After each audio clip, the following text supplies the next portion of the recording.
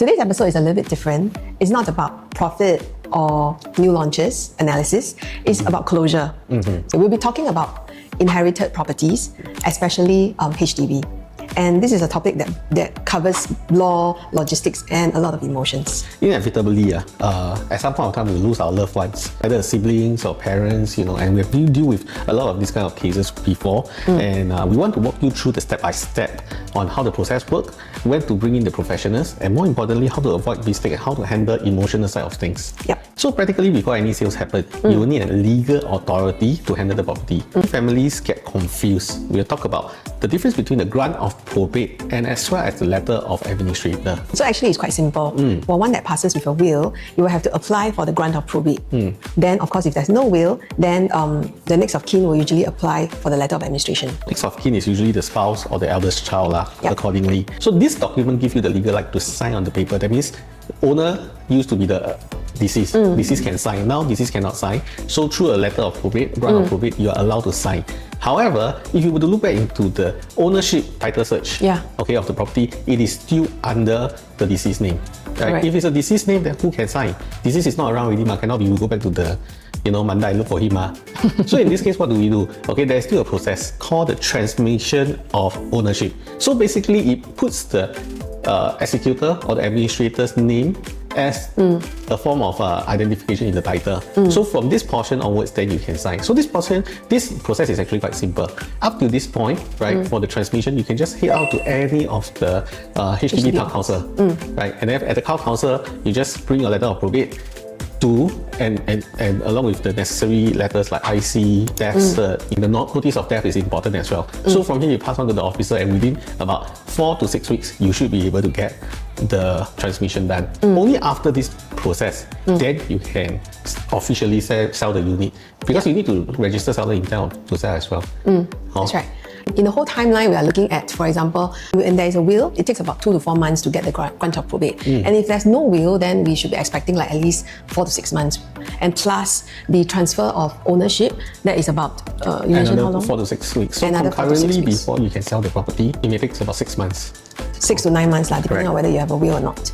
So don't need to rush into listing the property before they are ready. Right? We have seen families sign, they find buyers and all that. Then in the end, the market will have changed by the time you are ready to sell. Eventually, the intent to sell, you definitely have to register with HDB first, because and all this has to be done before the registration of intent to sell. Correct. So once the grant and the letters are on the way, so you can actually look at the professionals, bring in the professionals like the lawyer and ask the agents. Correct. Let's start with the lawyer. They goes beyond paperwork. They ensure that all beneficiaries are recognized. Okay, handle the estate account and ensure that sales proceeds go to the right people. Right. So when we talk about this category, a lot of the estate owners, they are very old at age. Yeah, they themselves could be in their 60s, 70s. And today, we just had a case that we were dealing with in Ang Mo Kio.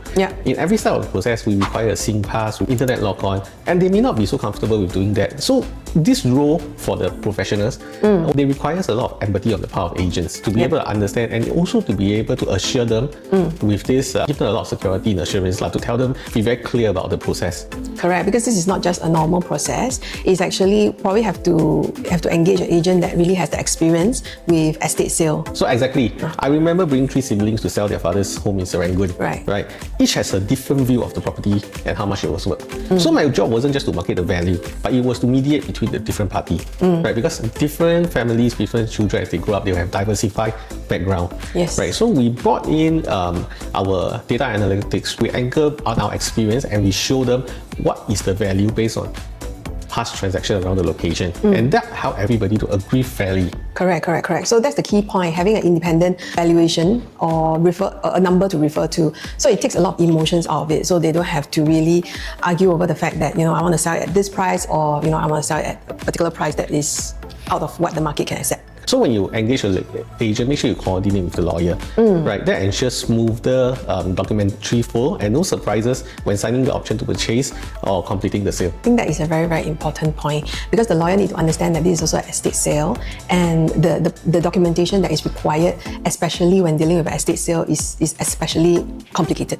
Correct. Totally. So now coordinating with siblings and beneficiaries. This one very... As I've just expressed in the earlier part, right? Last year we did one in Shunfu. Same experience, 7 siblings. I have one case in Ang Mo Kio. Also, Also 7. Also 7, right? Also 7. And all of them has a different perspective, agenda. So basically, when it comes to this kind of arrangement, we have to look at each one of them. Yeah. And especially for my case, the elder sister is also not so well, right? She happens to be the ground of probate. So at any point of time when she's around, we need to ensure that there's another 2 siblings to go with her. One to take care of her, one to explain to her. Then she will find assurance. So in circumstances like that, not all the time, the siblings are able to make it one. So it helps a lot when the lawyers are able, all the parties have a certain level of empathy on this must have kindness. Different siblings, some might want to just hold on to it for the right price in their opinion. Then some of them just want to have a quick closure to this whole episode. So it's about, actually I find that it's about the communication and the transparency to all the siblings. At least they know what is going on. Correct. And not just the executor, taking up the entire responsibility of this whole thing, although they are made to do that as part of the will.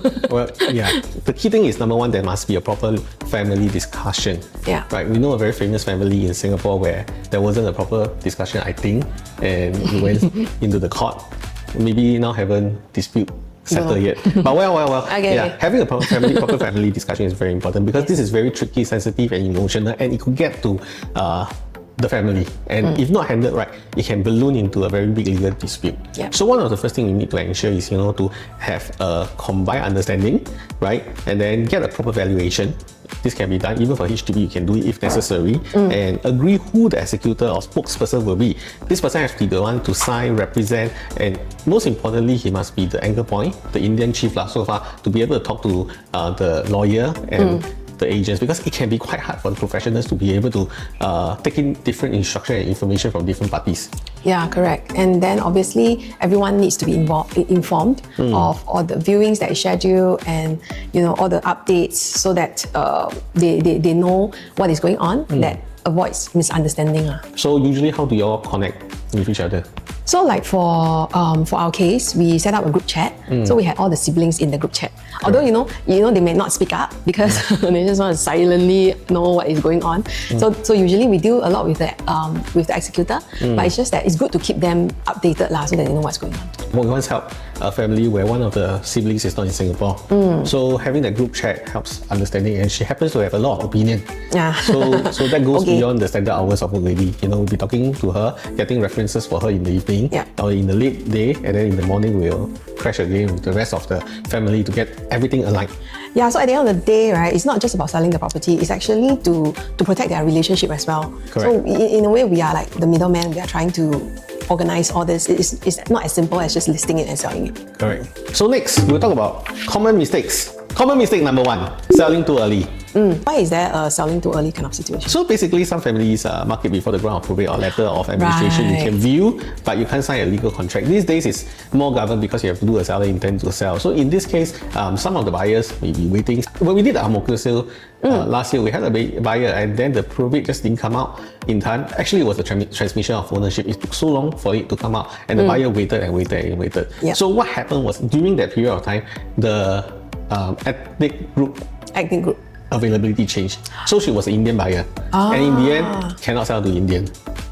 So all this would have caused a lot of, because if you find a buyer early, the good thing is it brings hope to the family, right? This thing can be resolved quite fast. Correct. But by the time this gets out, and if there are changes, it can be quite an added turbulence to the already stressed emotional burden that they are carrying. Recap on the timeline, it will take about maybe 8 to 10 months before we can possibly even get a buyer in to settle all the administrative work have to be done, and that is that kind of timeline that we're looking at. I can also understand why owners, some of the families want to market early, especially in a very hot market. But must remember that when it comes to selling this kind of handling this kind of estate sale, really the profits or the price may not be as a stronger motivating factor as opposed to having it done nicely and swiftly in pace, so that everybody emotional state is being taken care of. Correct. So mistake number 2, overlooking some holding costs. So they may not know that actually there are some costs that is related to this entire process. Obviously, legal fee, and of course other costs such as the property tax and the conservancy fees, and all this. Some of the proceeds will have to be set aside for this cost lah. So obviously, clear documentation is very important. Once you get the proceed, you can deduct this, but who to pay first, who to come up with the numbers first. This is very important and it deserves a discussion on its own. Like the executor that we know of, she keeps a lot of documentation, so it's also very important. So for example, if there are certain things that she pay for first, like submission of case to HDB, for example. So some of the transactions that she's not able to use the estate account to pay for, she'll pay off first and then keep the receipt and everything documented nicely, so that at the end of the day it will be, she can claim it back lah. So documentation is also very important in this case, because at the end of the day, it's not just one seller, it's like a whole group of siblings. Correct. So proper accounting help in this scenario lah. Mistake number 3, emotional pricing.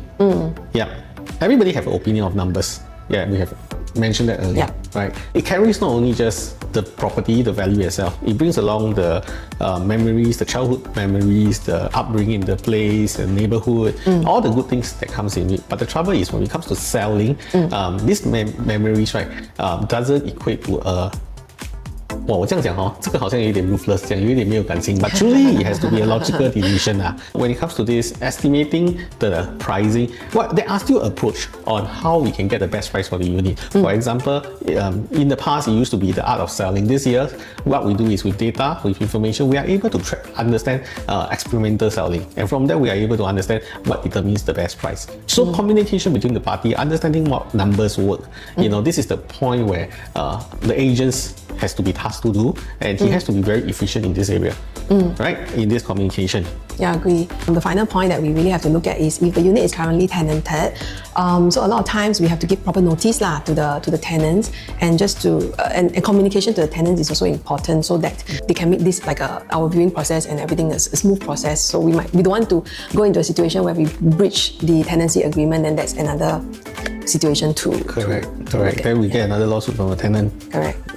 Right. So the final tip is, if you're unsure, pause and seek advice from an agent or a lawyer. They will be able to give you the best advice based on their experience. Right. In this. If today's episode you find that it brings you some clarity, and you know of someone that is actually going through this journey, you may share it with them or reach out to us to actually see how we can help them further.